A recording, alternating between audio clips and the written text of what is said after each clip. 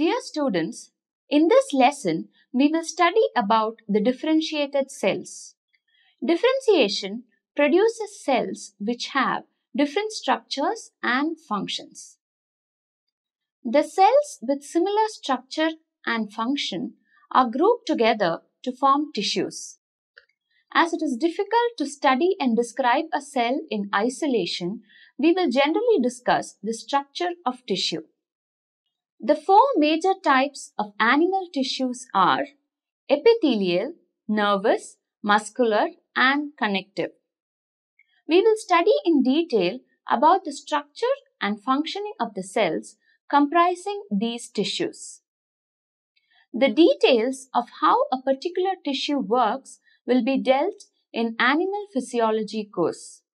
A short account of mesenchyme and epithelial tissue is also given. There are various ways of classifying tissues based on their function. We can distinguish four primary kinds of tissues in vertebrates. Differentiated cell types, a general classification. 1. Muscular or contractile tissue which consists of muscle cells. 2. Nervous or sensory tissue which consists of nerve cells or neurons. 3.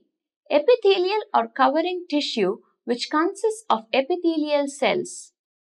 4. Connective or supporting tissue. Blood, lymph, cartilage and bone are the examples of this tissue.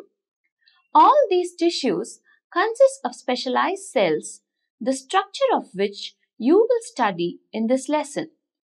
To start with, all cells at the embryonic stage are similar. But as the organism grows, organized patterns of cell differentiation occur and patterns of different tissues develop. Most animal cells do not have rigid walls, and cytoplasmic bridges are unusual. Instead, the cells are bound together by adhesions between their plasma membranes or by a relatively loose meshwork of large extracellular organic molecules. Differentiation of cells is believed to take place by specific changes in the cytoplasmic components of cells at the molecular level. These changes are under genetic control. Certain genes are switched on and switched off according to the specific requirement of a particular cell type. The underlying mechanisms of cell differentiation are still not completely known. However, there is a wonderfully organized division of labor in the cell types which collectively operate in the form of tissues in multicellular organisms to perform activities such as movement, sensation, communication, and social organization. This enables them to compete, propagate, and survive in several complex situations that are created in the external and internal environment of an organism. Now, let us have a closer look at each cell type and try to understand their structural and functional relationships. In order to understand the various cell types, it will be easier for starting from tissues because a single cell cannot work independently. Muscle tissue. In higher organisms, the movement of the body and its parts is due to the activity of muscle cells. Muscle cells contract to produce mechanical force. There are three main types of muscle cells which constitute 60 to 75% of the total body tissue weight. A. Skeletal, B. Smooth, and C. Cardiac. Muscle cells are generally arranged in lengthwise bundles or sheets with some connective tissue, blood vessels, and nerves. The skeletal muscles are striated muscles and are called voluntary. These usually move the bones and form the bulk of the body, which we call flesh. The smooth muscles are called involuntary or unstriped muscles. These contract and expand in the internal organs such as the stomach, blood vessels, and urinary bladder. The movement of the body or its parts is due to the activity of the muscle cells. The functions of various systems such as digestion, reproduction, and excretion are also due to the movement of muscles of which they are made. Skeletal muscle. This type of muscle produces movements of the limbs, trunk, face, jaws, eyeballs, and all the movements associated with bones. Skeletal muscles are attached to the bones and help in the movement of the skeleton and the body as a whole. It is the most abundant tissue in vertebrates and comprises about 40% of the total body weight. Anatomically, a skeletal muscle is composed of a number of cylindrical muscle fibers which form the basic unit of the muscle. Each muscle fiber is a long cylindrical multinucleate cell ranging from 0.01 to 0.1 millimeters in diameter. It has an outer covering of a membrane called sarcolemma, beneath which are located numerous nuclei scattered throughout the fiber.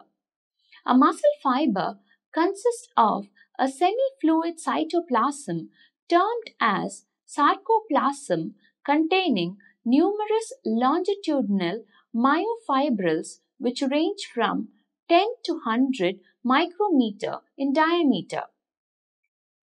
The myofibrils are the actual contractile elements which run all along the length of the fiber. The striated appearance of the muscle is due to the presence of dark and light bands in the myofibrils. The light bands are called L bands and the dark bands are called A bands. Each light band is divided in the middle by a Z line or Krauss membrane which goes across the whole fiber to join the sarcolemma at the edges. The Z line functions to carry the signal for contraction. The area between two Z lines is called sarcomere. Smooth muscle. These muscles form muscle layers on the walls of the digestive tract and various other internal organs.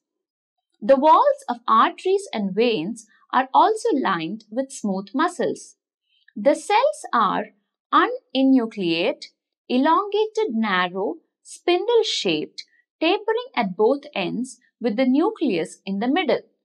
The contraction and relaxation of these myofibrils are under the control of the autonomic nervous system. The fibers interlace to form sheets of muscle tissue rather than bundles. The contractions of these muscles are slow and sustained, and these muscle fibers do not respond immediately to external stimuli. In blood vessels, they help in the flow of blood, and in the eye, they help in changing the shape of the pupil. Cardiac muscle. The muscles of the heart consist of fibers which are branched and the branches join to form a network. The structures of these muscles show characteristics that are intermediate between the striped and the unstriped muscles. A look at the following will show you that this type of muscle has dark and thick discs in between the fibers in addition to be banded. These discs are called intercalated discs. These muscles are also involuntary like the smooth muscles, and the fibers are uninucleate. Each fiber has an outer membrane, the sarcolemma. The sarcoplasm has longitudinally running myofibrils. The cardiac muscles contract rhythmically and the contraction of the heart is initiated within the muscles and not by an external nerve impulse. Thus, the heartbeat is myogenic and not neurogenic. Another interesting feature of the heart muscles is that these muscles are immune to fatigue. Nervous tissue. Nervous tissue is composed of neurons or nerve cells, which are the functional units of nervous tissue. Neurons are specialized for conducting electrochemical nerve impulses. Neurons are supported and nourished by another type of cells called glial cells. Certain neurons receive signals from the external or internal environment and transmit them to the spinal cord and brain. Other nerve cells process and store the information. This is the cellular basis for the complex functions of consciousness, memory, thought, and movement. Having known the functional importance of the neurons, let us now discuss their basic structure and characteristics in order to understand their functioning. Nerve cell or neuron. As already mentioned, a neuron is a functional unit of the nervous system. The structure of a typical neuron is shown. A typical neuron is a flattened cell consisting of cell body called cytone or soma, from which arise the fibers. The cytoplasm contains granules which are made of RNA. These are called nissl granules, dendrons and axons. These are two types of processes which arise from the cytone. The processes through which impulses are received are called dendrons. These further branches into minute processes called dendrites. The impulses received by the dendrites and the dendrons are transmitted to the next neuron by a long process called axon, which ends in branches known as axon endings. Main axon fibers give off the collateral axon fibers. Nerve impulses are transmitted from the axon endings at one neuron to the dendrites of the other neuron. There is a minute microscopic gap between two neurons. The linking up of two neurons is not by physical connection, but by chemical action. Such a linking of neurons is called synapse.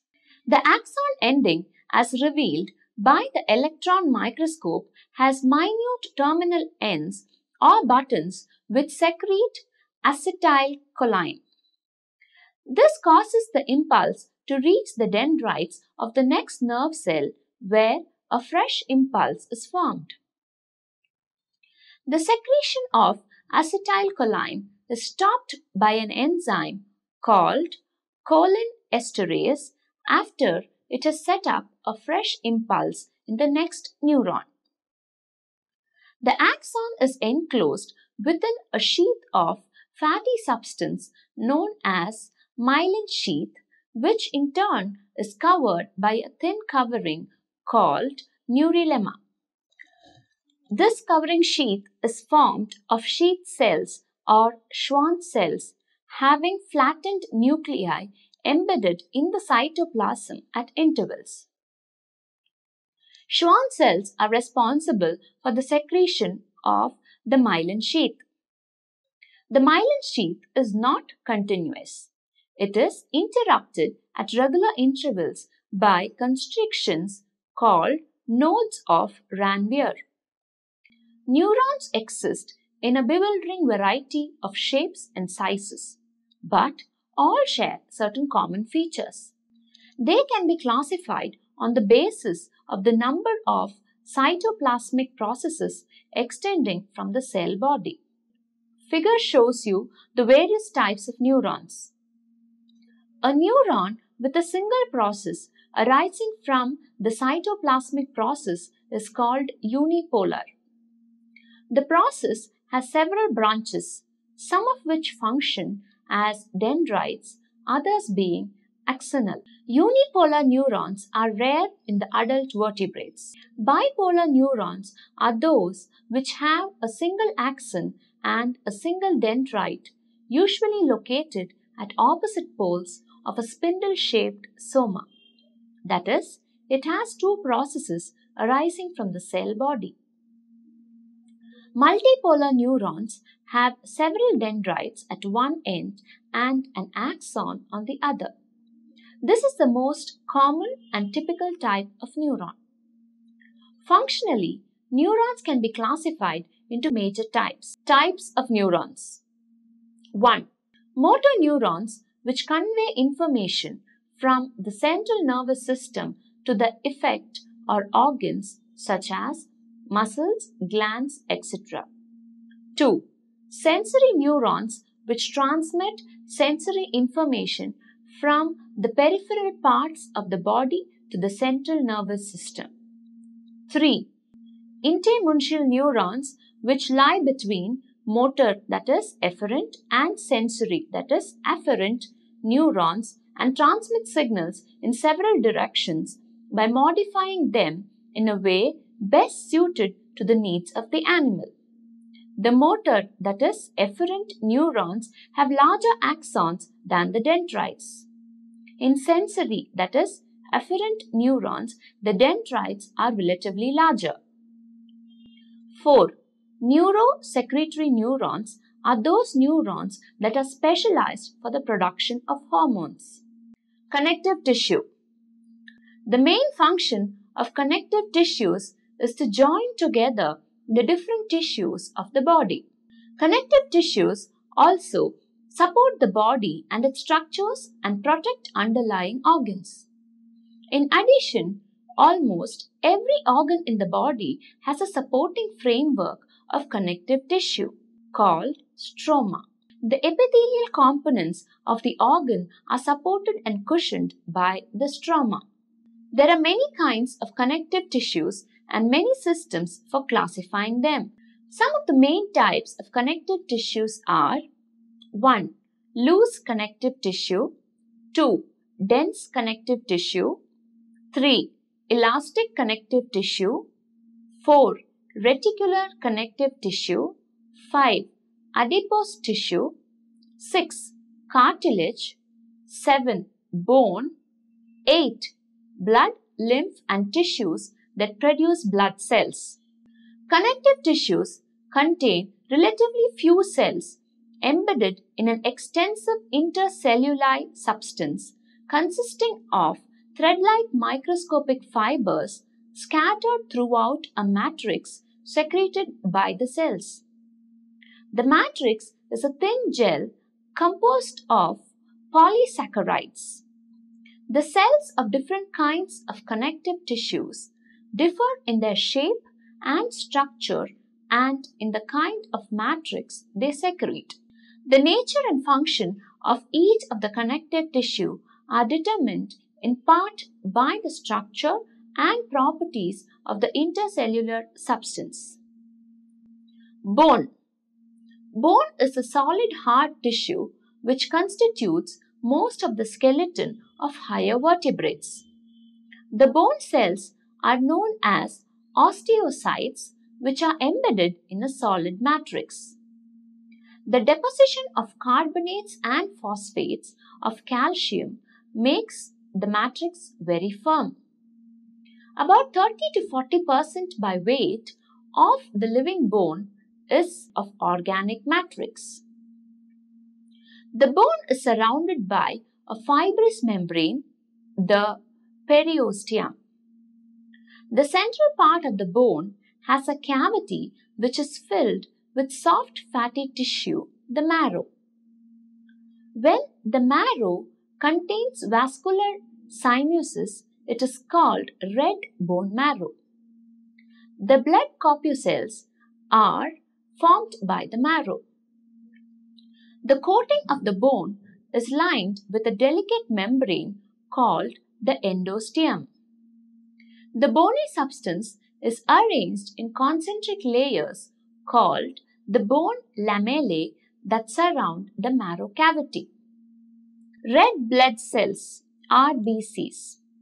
They are very small, biconcave and disc-shaped cells surrounded by a thin membrane. There are roughly 5 million cells per cubic millimeter in number. The number is slightly lower in women than in men.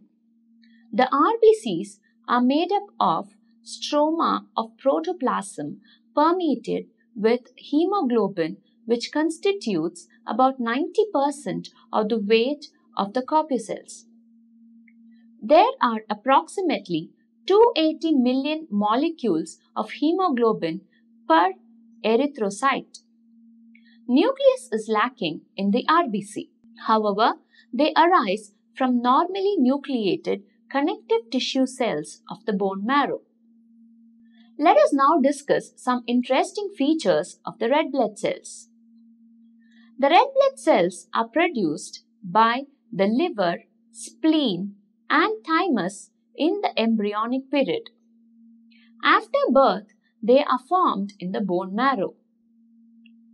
From the age of about 20, when the bones stop growing, most red blood cells are produced in the bone marrow of the ribs and the vertebrae.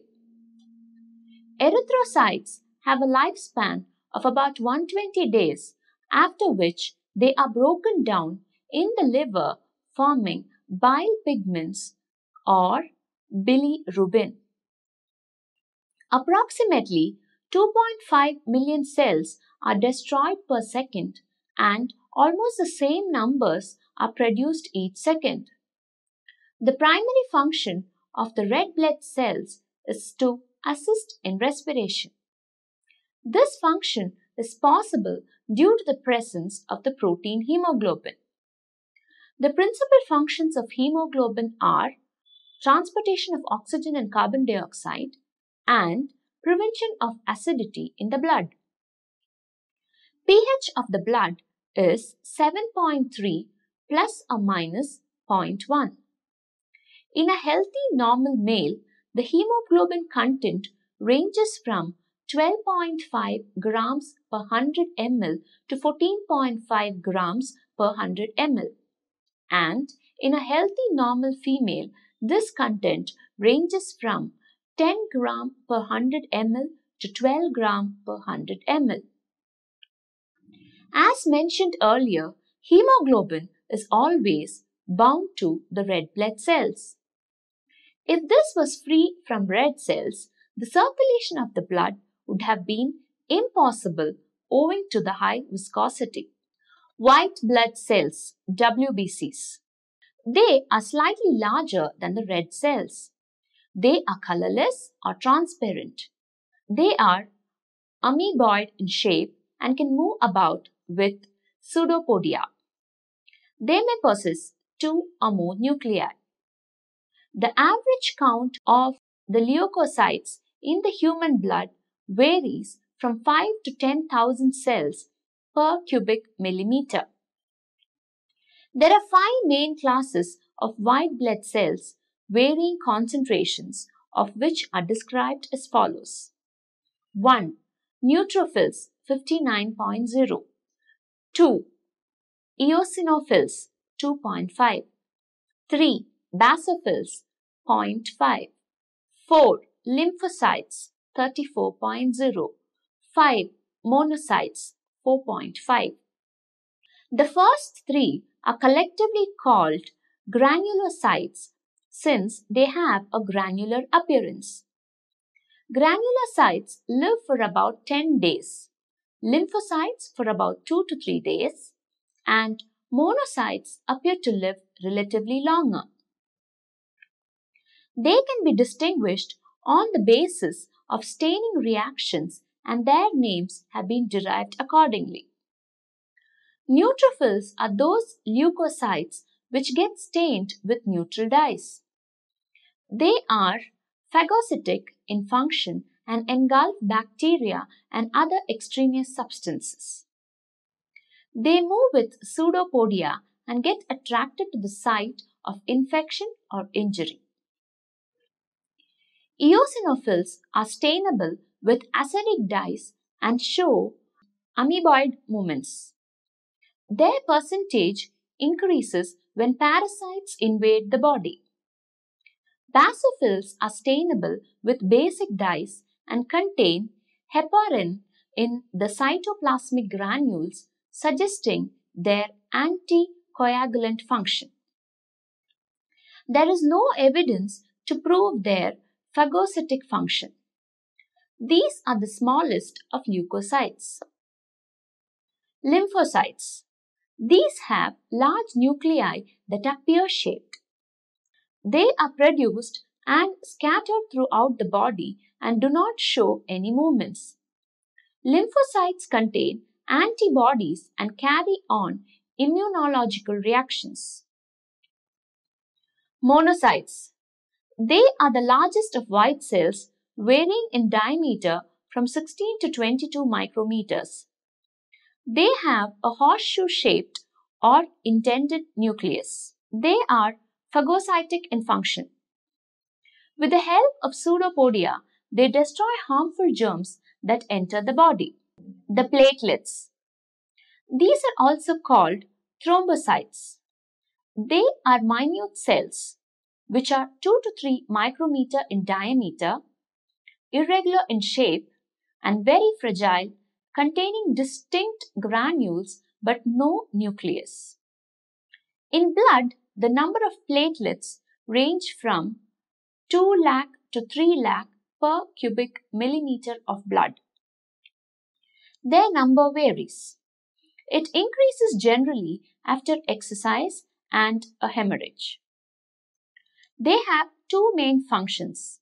One, they take active part in the coagulation of the blood, and two, they are believed to possess adhesive qualities which enable them to stick to foreign surfaces and patch up holes in the capillary walls. Epithelial tissue. Epithelial cells form coherent sheets of tissues called epithelium, which cover the internal or external surface of the body, such as the lining of digestive tract, lungs, blood vessels, or the surface of the skin. The individual cells of the epithelium are firmly attached to each other and rest on a basement membrane. The outer surface is generally free and exposed to air or fluid. The main function of the epithelium is protective. It produces a continuous protective barrier between the cells and the external medium. Types of epithelial tissues. Based on the height of the cells, there are three main types of epithelium. The least specialized is the cuboidal epithelium, whose cells are cubical in shape.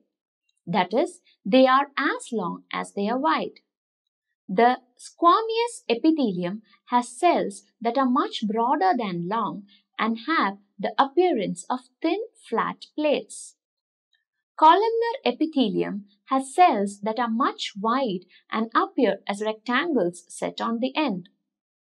Epithelial tissue may be only one cell thick, in which case it is called simple epithelium, or it may be two or more cells thick, in which it is called stratified epithelium. The latter occurs when there is constant wear and tear and the cells of the upper layer need rapid replacement. Example, the outside surface of the land animals. The stratified epithelium consists of several layers of cells, of which the lowermost layer next to the basement membrane is the germinative layer and is always active in producing cells which renew the overlying layers. This is called stratum malphagi in the epidermis of skin. Conclusion. The somatic cells of multicellular animals get differentiated, but not fully known is the mechanism to form tissues in which cells manifest marked division of labor. All the cell types have morphological and physiological characteristics to suit their functions individually as well as collectively at different levels of organization such as cellular, intercellular, tissue, organ, and finally organizational level in a perfectly coordinated manner. There are four major types of tissues in vertebrates, that is, epithelial tissue, connective tissue, muscular tissue, and the nervous tissue.